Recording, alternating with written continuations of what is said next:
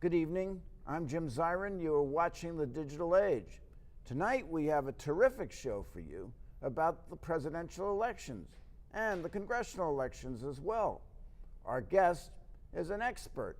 He is a top-notch Democratic pollster. He has worked for Bill Clinton and Michael Bloomberg. He knows who's in, who's out, who's up, who's down.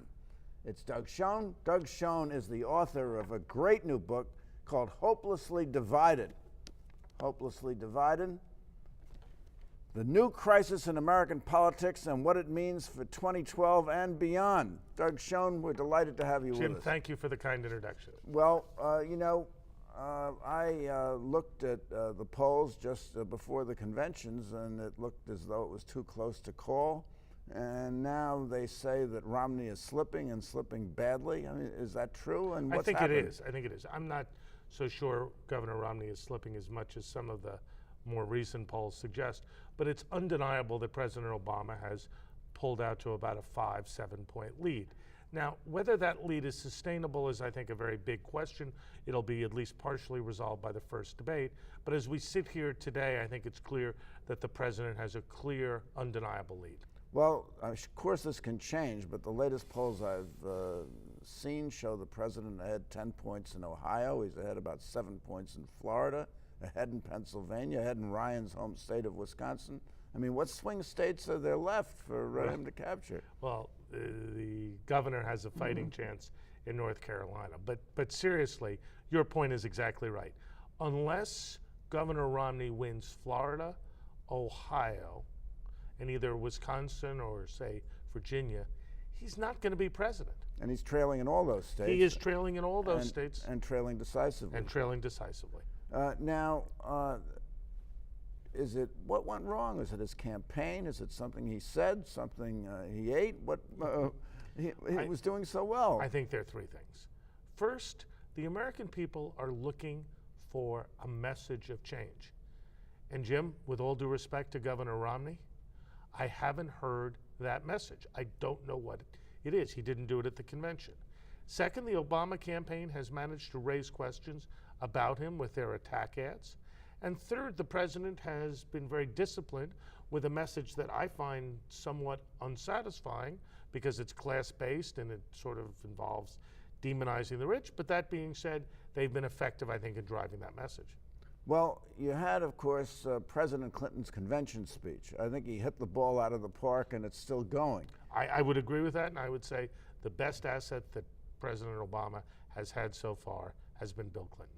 And I think more than his endorsement of Obama, his saying that we are coming out of our economic problems, you have to give it some time, and we should be a little more optimistic about America was something that really resonated with the voters. Well, it sure resonated with me. Look, I've obviously, as you suggested in your introduction, advised President Clinton, and he basically was able to place President Obama in the context of the kind of policies he supported and we worked for in the 1990s, and I think you're exactly right. That has benefited President Obama inestimably. And by contrast, I think Obama's speech was kind of a mediocre speech, certainly by comparison.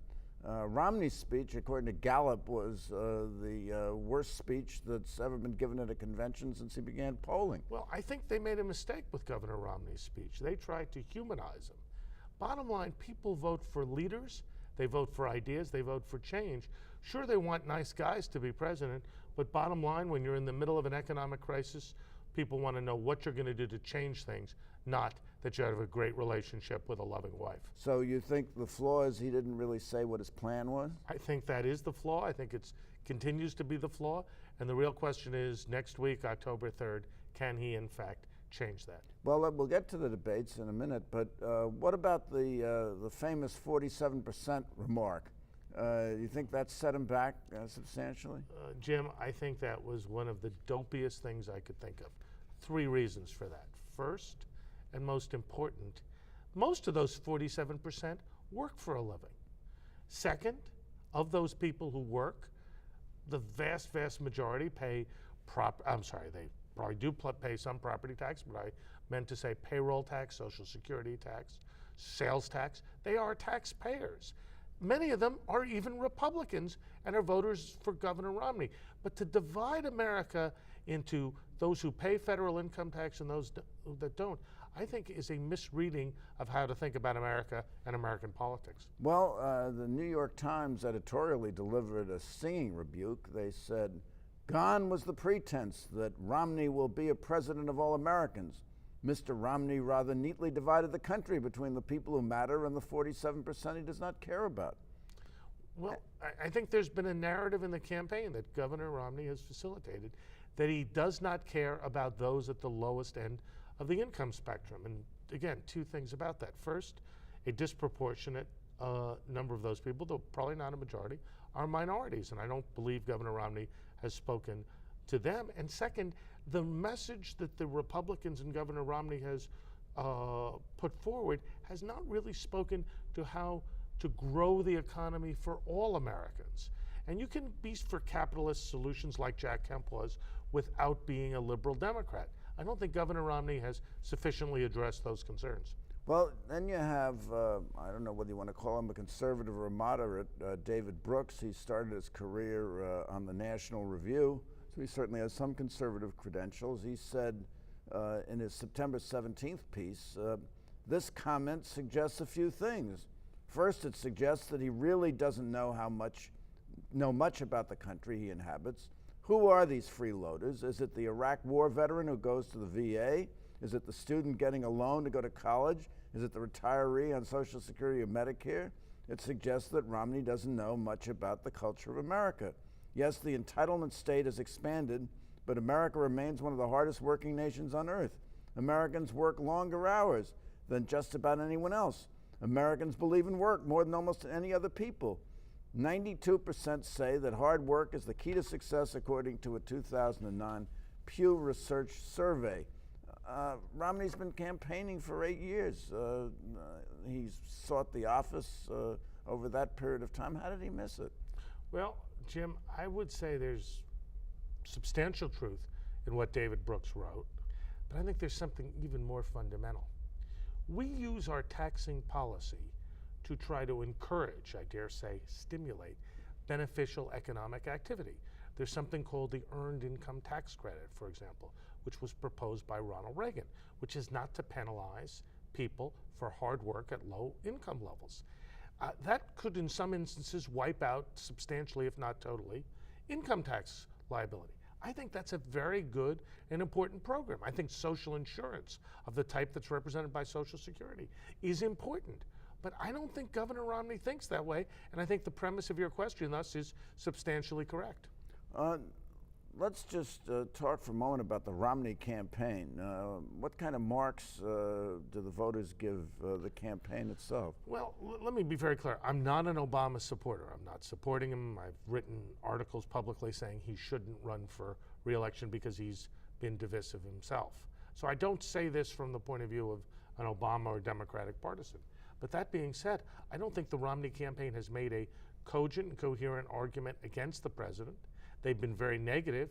They haven't outlined solutions. And if you look at the polling, the campaign gets very, very low grades for its credibility and for its transparency. Well, they had to do more, didn't they, than just Obama not. They had to have a plan that they were offering to the people. And that responds directly to your point. He's had 5 or 6 years where he's been on the stump. He could have outlined some sort of ideas or plan, and so far I haven't heard it. Now, the story is his campaign staff is in disarray. Conservative writers, Peggy Noonan says that Republicans feel it is slipping out of Romney's hands. Joe Scarborough, a conservative, self-styled conservative, says that it is slipping away. He's running behind the ticket in many key districts. Has this hurt the perception of him as an executive who can take charge and run the country? Undeniably so. I think that if you look at the most recent polls on the economy, Governor Romney is tied with President Obama. That's been his strong suit. Some would say his only suit, and it seems to have dissipated. Well, let's turn to the debates, which you mentioned. October 3rd is the first debate, and the common refrain among the diehard Republicans is just wait till the debates. Then Romney is really going to show everybody that he's more presidential than Obama. What can he do in the debates? Well, I remember in August people were saying, wait till September and October when people focus on the election. Now it's wait for the debates. What he has to do is offer a cogent critique of the Obama administration and clear ideas for the future. Will he do it? I don't know. Is this his last best opportunity? It could well be.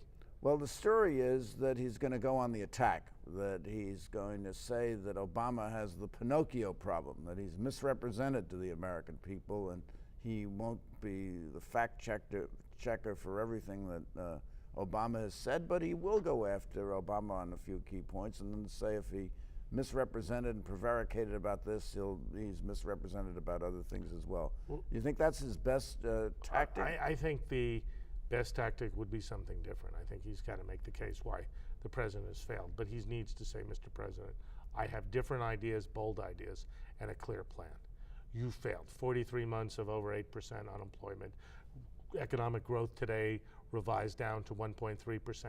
Mr. President, it's not working. Look, I share with you a love of this country, but we can and do need to have a different approach and different policies. If he is able to articulate a vision and a plan, maybe, but it's slipping away, Jim.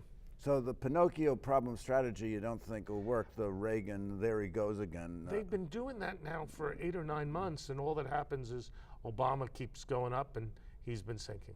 Well, if we may, let's turn to foreign policy. Please. Now, there are major foreign policy issues confronting the country. There are disturbances throughout the Middle East. We recently lost an ambassador, quite tragically, We did. who may have been the victim of an Al-Qaeda attack. We still don't know. That's certainly what Secretary Clinton said yesterday. That's what she said. Now, that's kind of been downplayed in the campaign.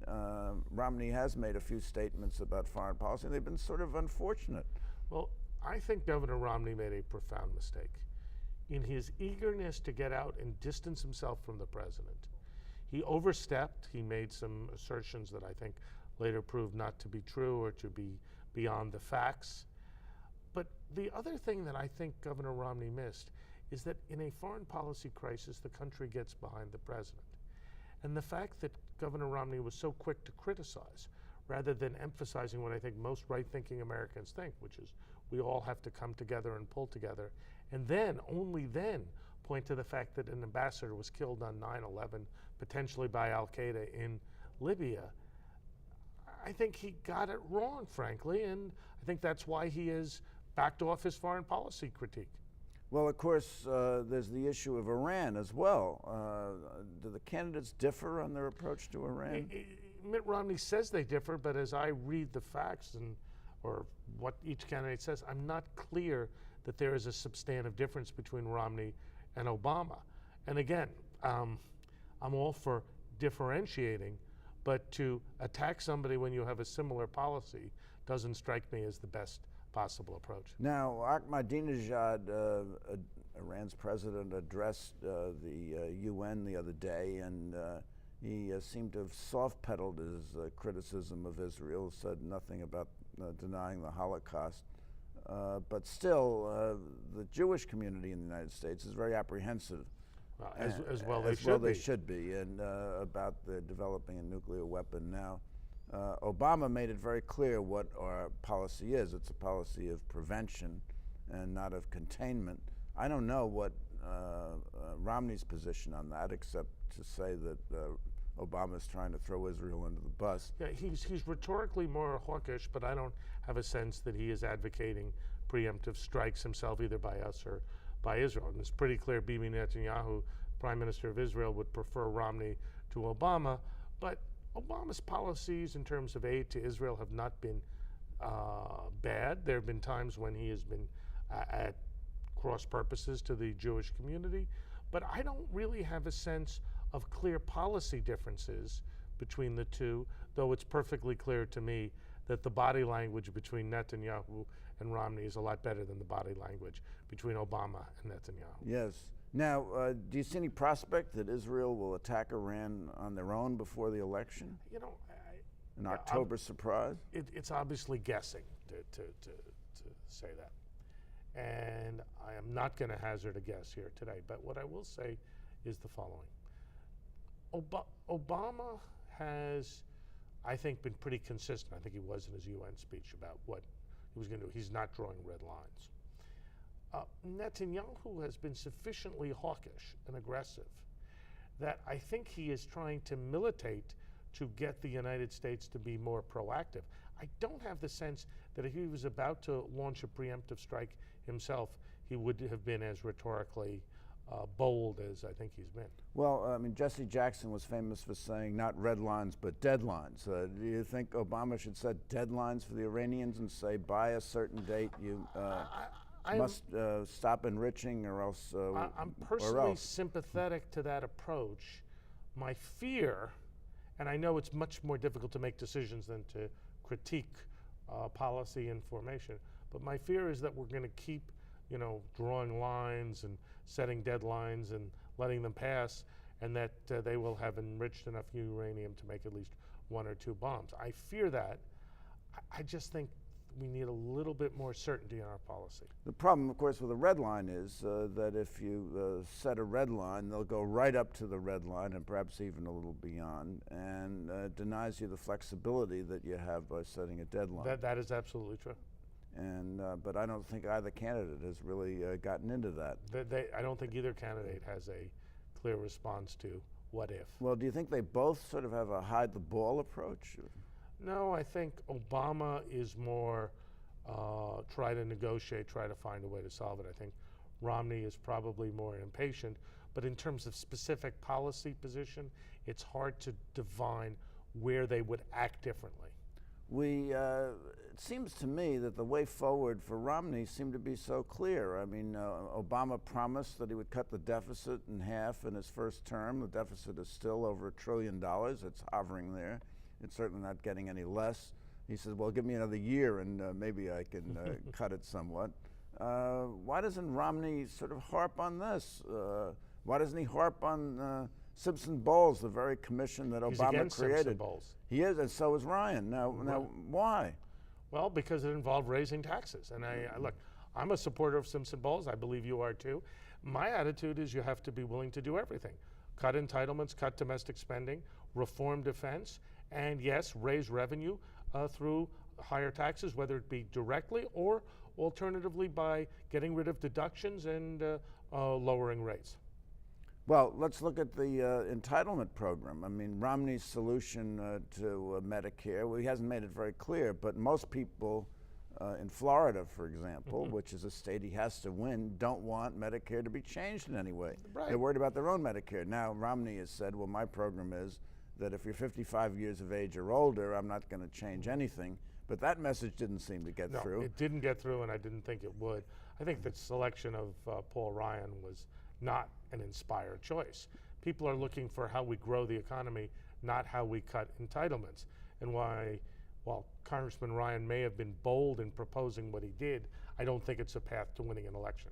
No, and I don't know particularly where you go if you shift to voucher care, which is what Romney proposed, or block grants for Medicaid.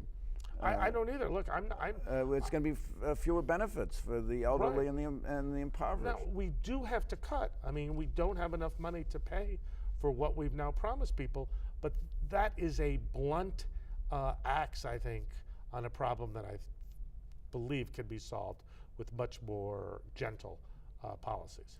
Well, it's interesting that since Clinton's speech at the convention, polling shows that 7% of those polled say that we're now on the right track, 7 points more than were 6 months ago. And so we're kind of softening our opinions about where we're going and whether we're on the right track economically. The Obama campaign made a potentially fatal mistake that they reversed. If you remember, right before the convention, Martin O'Malley was on, I think it was Bob Schieffer, and he said, we're not better off than you are 4 years ago. Within a day, the Obama campaign had pivoted to, yes, we are better off. And if you're an incumbent president running for re-election, you have to have at least a neutral, if not an affirmative answer to that question. And President Clinton, as you rightly point out, was able to address that concern directly and frontally. And you take the piece I read in the Los Angeles Times by David Lauder, who said attitudes toward the economy have warmed in recent weeks. Particularly among Democrats, yes. Particularly among Democrats. Measures of consumer confidence have begun to tick upward. Voter outlook about future conditions has brightened after a slide during the summer, and the percentage of Americans who feel the country is on the right track has risen. That's, I guess, the 7 points. Right. And now part of that, Jim, is that voters who are going to vote for the president become more positive as Election Day approaches, simply because they've got to validate their position. But part of it is a communications campaign that by and large has been much more successful than the Republicans or Governor Romney's. Well, as Keynes pointed out in Economic Matters, psychology plays a tremendous role. Absolutely. And Clinton was successful, somehow reassuring the American people that if you just hang in there and things will get better. I absolutely believe that. You mentioned the ethnic groups Yes. that, of course, are necessary to victory. Asians, blacks, women, Hispanics. How good a job have the Republicans done at courting them? I think not at all. I mean, African Americans are going to vote 95% or more for the president. Hispanics, I think, given the harsh and tough immigration position Governor Romney's taken, are going to vote 3/4 or so for the president. Asians, I think, will break for the president. With all of those factored in, it means that the governor needs to get close to, if not more than 60% of white Americans to have a chance to win White the election. males, actually. White males, and he needs white females too. White females, too. Now, I mean, Republican strategist Greg Strimple, who worked on McCain's 2008 campaign, said that the problem is the campaign's in spiral, the Romney campaign, and Romney needs a big idea. Do you agree with that? What's the big idea? Again, if I had it, I'd probably bottle it and sell it. But seriously, it's got to be something related to revitalizing the economy, creating growth, and ultimately creating jobs. So far, we haven't heard that big idea. Let's just look at the House and Senate Sure. races. The House, I think, inevitably is going to remain Republican. I would think it is, but I think it will get a little bit closer than the 8 seats that Charlie Cook this week predicted. Now, what about the Senate? Will the Democrats continue to control the Senate? You know, 6 months ago, I would say it was a lock that the Republicans would win the Senate. Right now, I think it's 50-50 or better that the Democrats will hold the Senate. The Republicans need a net gain of 4. They're having a problem in Missouri because of Aitken's Don't think they're going to win Missouri. legitimate rape remark. And then in Indiana, where they had Lugar. Dead heat there now, Jim. Now it's a dead heat between Murdoch, who wears the Donnelly, Confederate flag, and Donnelly. Yeah. And Murdoch is the guy who said Social Security and Medicare are both unconstitutional. Right. Why? Because they're not mentioned in the Constitution. Right, and he was the one who said his idea of bipartisanship is Democrats should do what Republicans want. That's right. Well, it does say something about promoting the general welfare, but Yes. he didn't read that. What about the super PACs? Well, you know, it's interesting. First, it has startled me that Obama has been able to outspend the super PACs and Governor Romney in the swing states. Second, reading the New York Times this morning, super PAC expenditures by Democratic-leaning groups are increasing rather than decreasing. I think the super PACs determined who the Republican nominee was. I think Governor Romney is nominated because of them, but it looks unlikely, increasingly unlikely, that they'll elect him. Also, we're seeing big Democratic donors to super PACs. That was the point I was just alluding to, yes. James Simons. I saw that. Yeah. $2 million to Priorities USA and $2 million to the House and Senate PACs. So you would say that it kind of balances out, that the big money hasn't been that decisive in the race? I thought it would be much more decisive for the Republicans than it's proven to be. Now, one thing to be very clear, the Republicans have the capacity, I'm not sure they have the capability, but the capacity to raise vast sums from very, very wealthy people in a short period of time. The imminent victory of President Obama may well be a stimulus to those on the right to give more money to those super PACs. But at this point, my experience is political money is smart money, and if a candidate is losing, they usually don't support him. And what would they do with the money? The attack ads of some kind? Vicious attack Vicious ads. attack ads. Most of the super PAC ads so That far may be the, have been that may very, well very be the aggressive. strategy. So 6 months ago you were here, you called the race for Obama. Now we're 6 months more into the program. Jim, Who's going to win? I have had the great pleasure to come on this program, I guess, for 2 election cycles. I think my predictions have been mostly correct, and hopefully if I've been wrong. Entirely correct. Good, well that's I'll be Batting back 1,000. anytime you want me. I think the president will be reelected. I think the Democrats will either end up 50-50 or 51-49, and the Republicans will hold the House with a reduced majority. Doug Schoen, thank you so Jim. much for coming by. It's just been marvelous, and thank you for coming by. Tune in next week for more on the digital age. Don't forget to read Doug's book, Hopelessly Divided. It really is interesting. It's a must-read, particularly if you're a political junkie like me. Visit our website at www.digitalage.org. For the Digital Age, I'm Jim Zirin. Good night and all the best.